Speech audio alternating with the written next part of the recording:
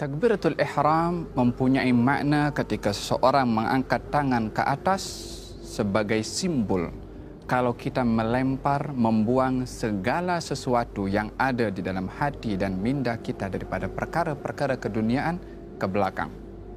Sementara kita menghadap kepada Allah Subhanahu wa taala, kita angkat tangan simbol membuang segala sesuatu selain fokus kita kepada Allah dibuang ke belakang dengan mengucapkan takbiratul ihram.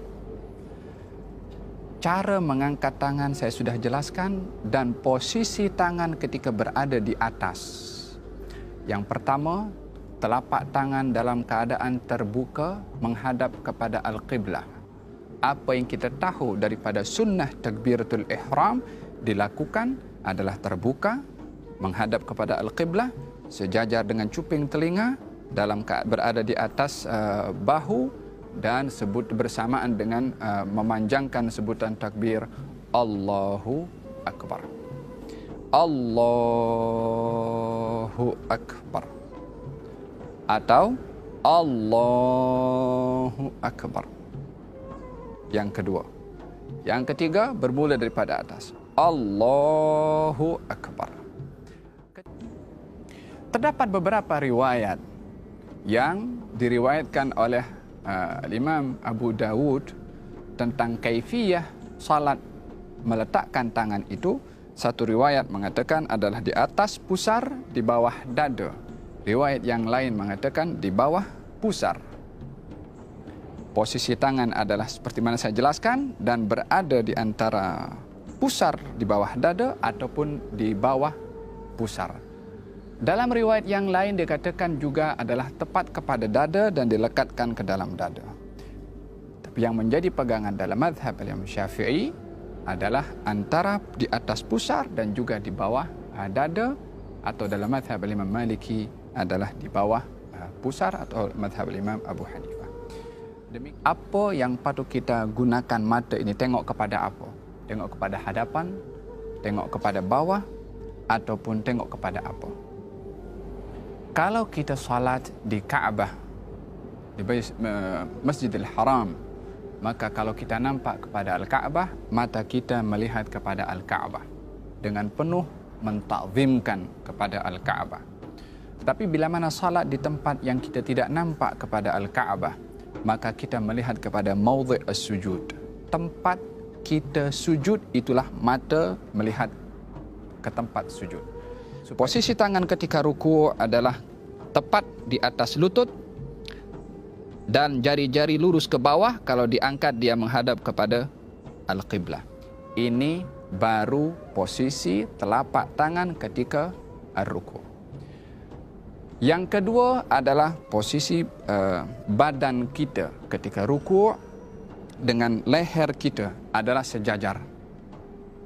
Yakni kalau kita berada dalam keadaan ruku' adalah berada dalam keadaan kalau diletakkan sesuatu di atas belakang kita, maka tidak akan jatuh sesuatu itu karena badan kita adalah datar dan rata.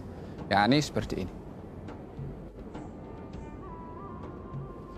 Posisi kaki ketika berdiri itu, baik dalam keadaan berdiri ataupun ruku', tidaklah terlalu lebar, tidaklah rapat seperti ini. Adalah merupakan perkara yang di luar sunnah kalau seseorang salat kakinya rapat seperti ini. Tidak pun juga terlalu terbuka. Hendaklah dia sederhana, yang agaknya kalau diukur dengan satu jengkal itu adalah sudah mencukupi seperti ini.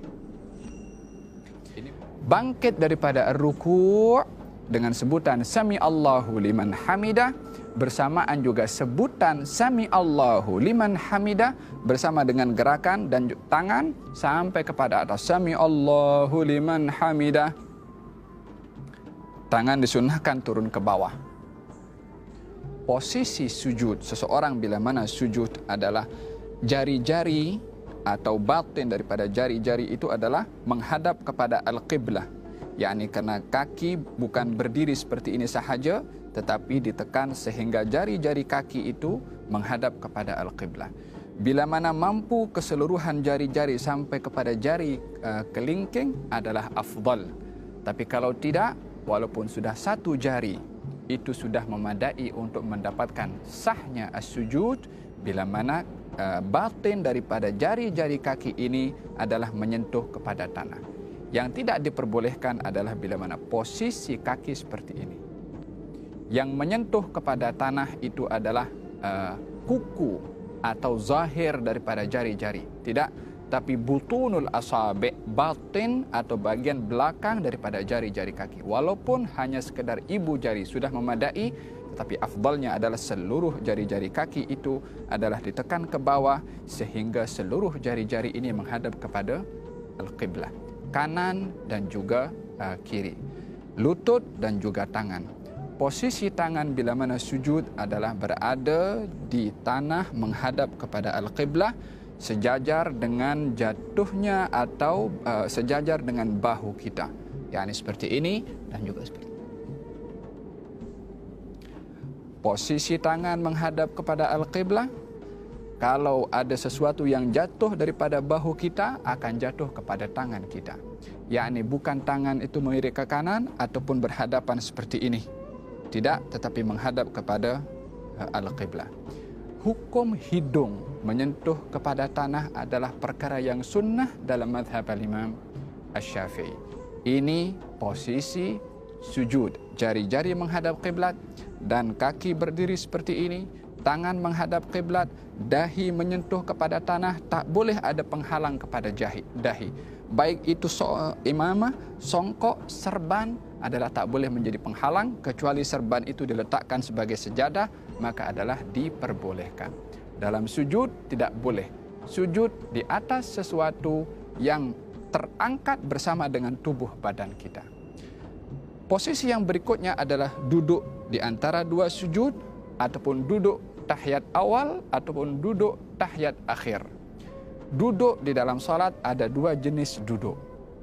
Yang pertama adalah jalsatul iftirash, yakni posisi seperti ini. Yakni bahagian belakang kita duduk di atas telapak kaki bahagian kiri, sementara kaki kanan dan jari-jarinya tetap menghadap kepada al-qiblah seperti ini. Duduk seperti ini disunnahkan pada tahiyat awal, pada duduk di antara dua sujud, dan juga duduk istirahat. Dalam 3 kaifiyah atau setiap duduk yang tidak ada salam setelahnya, maka disunnahkan duduk iftirash seperti ini. Apakah iftirash? Duduk di atas telapak kaki kiri, sementara kaki kanan berdiri tegak. Adapun duduk yang kedua namanya duduk tawarruk, iaitu duduk pada saat seseorang setelah duduk itu akan salam. Maka posisinya berbeza. Kaki kiri masuk ke dalam. Dan kita duduk terus menyentuh kepada tanah, sementara posisi kaki kanan adalah tetap seperti ini, jari-jari menghadap kepada al-qiblah. Tidak seperti ini, ataupun tidak pun seperti ini. Duduk seperti ini juga tidak termasuk daripada yang disunnahkan di dalam as-salah, yang kalau seseorang duduk seperti ini bukanlah dikatakan salatnya itu terbatal, akan tetapi tidak melakukan sunnah di dalam as-salah. Dalam tahiyat akhir adalah duduk dalam keadaan jari kaki kanan menghadap qiblah, kaki kiri masuk dalam, dan juga bahagian belakang ini duduk menyentuh kepada tanah. Posisi tangan ketika berada dalam keadaan at-tahiyyat adalah baik tahiyat awal ataupun tahiyat akhir, jari-jari kiri berada pada bahagian lutut paha kiri dan jari-jari kanan berada dalam keadaan digenggamkan seperti ini, kecuali 2 jari, jari telunjuk dan juga jari atau ibu jari. Jari telunjuk dan juga ibu jari. Cara yang digalakkan atau disunnahkan dalam mazhab al-Imam Syafi'i adalah bila mana seseorang itu ingin mengangkat ataupun at-tahiyat, katalah tahiyat awal atau tahiyat akhir, posisi telapak tangan kiri berada tepat pada lutut, telapak tangan tepat juga berada pada lutut, 3 jari daripada tangan kanan digenggamkan, kecuali ibu jari dan juga jari telunjuk yang berada dalam posisi seperti ini. At-tahiyyatul mubarakatus salawatut tayyibatu lillah. Assalamu alayka ayyuhan nabiyyu wa rahmatullahi wa barakatuh. Assalamu alayna wa ala ibadillahis salihin. Ashhadu an la ilaha illallah. Bila mana sebut illallah, barulah tangan atau jari-jari telunjuk ini diangkat dan jari atau ibu jari berada di dalam dua keadaan. Boleh seperti ini, yakni menyentuh kepada jari telunjuk di bawah, ataupun boleh seperti ini, yakni menyentuh kepada jari yang tengah. Posisi ibu jari boleh menyentuh jari tengah, atau posisi ibu jari boleh menyentuh kepada jari telunjuk. Ini posisi kepada ibu jari. Adapun jari telunjuk berada dalam keadaan diangkat, tidak terlalu diangkat seperti begini, ataupun tidak lurus tetapi menunduk ke bawah sedikit. Asyhadu an la ilaha illallah, atau begini atau begini. Dua kaifiyah ini adalah ada di dalam cara melakukan at-tahiyyat.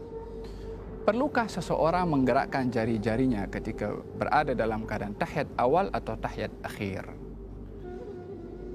Di dalam hadis ada dua riwayat disebutkan kalau baginda Rasulullah tidak menggerakkan, dan dalam riwayat yang lain diberitahukan kalau Rasulullah menggerakkan. Dua riwayat ini zahirnya bertentangan, tetapi pada hakikatnya tidak bertentangan. Maksud daripada tidak menggerakkan dalam riwayat yang pertama adalah tidak menggerakkan berkali-kali. Maksud daripada menggerakkan dalam riwayat yang kedua adalah menggerakkan sekali. Yakni menggerakkan dalam bahasa Arab itu yuharriku. Yuharriku difahami dengan dua makna. Makna yang pertama, menggerak-gerakkan. Kalau menggerak-gerakkan, ini yang dipakai oleh sebahagian pandangan yang mereka bila mana tahiyat menggerakkan berkali-kali. Disebabkan memahami hadis itu dengan fahaman menggerak-gerakkan, maknanya lebih daripada sekali. Yang memahami hadis itu menggerakkan sahaja, maknanya sekali sahaja, daripada atas daripada bawah ke atas. Asyhadu an la ilaha illallah, maknanya dia juga pun menggerakkan. Maka dalam hal ini, dalam mazhab Imam Syafi'i, yang menjadi pegangan adalah menggerakkan sekali sahaja, juga sesuai dengan hadis Nabi Muhammad sallallahu alaihi wasallam. Bila mana selesai daripada at-tahiyyat fil alamin innaka hamidum majid, disunahkan seseorang tidak terus salam, tapi membagi ruang sedikit. Fil alamin innaka hamidum majid. Bila mana nak mengucap assalam, assalamualaikum warahmatullah. Yani setelah sebutan kum baru menoleh ke kanan, dan setelah sebutan kum baru menoleh ke kiri. Tapi tidak bersamaan dengan sebutan assalamualaikum. Adalah tidak menepati kepada sunnah. Dan juga tidak perlu kita menggerakkan kepala berkali-kali. Assalamualaikum warahmatullah. Assalamualaikum warahmatullah. Gerakan ini bila mana 3 kali berturut-turut akan menyebabkan batalnya salat seseorang, karena perkara membatalkan salat adalah bergerak 3 kali berturut-turut. Jadi cara salam yang benar, assalamualaikum warahmatullah. Kembali kepada kiblat balik, assalamualaikum warahmatullah. Tidak pun daripada kanan terus menoleh ke kiri. Assalamualaikum warahmatullah. Kembali kepada kiblat, assalamualaikum warahmatullah. Hati-hati daripada dada bergerak ke kanan atau dada bergerak ke kiri, yang boleh menyebabkan, mungkin kalau bergerak sebelum salam itu sempurna, akan menyebabkan batalnya salat tersebut. Kalau seseorang menyebutkan assalamualaikum, batal salat seseorang disebabkan berpaling daripada kiblat sebelum dia keluar daripada as-salat. Semoga Allah Subhanahu wa taala jadikan solat kita solat yang sempurna dan tergolong orang-orang yang mendirikan as-salah. Wallahu taala a'lam.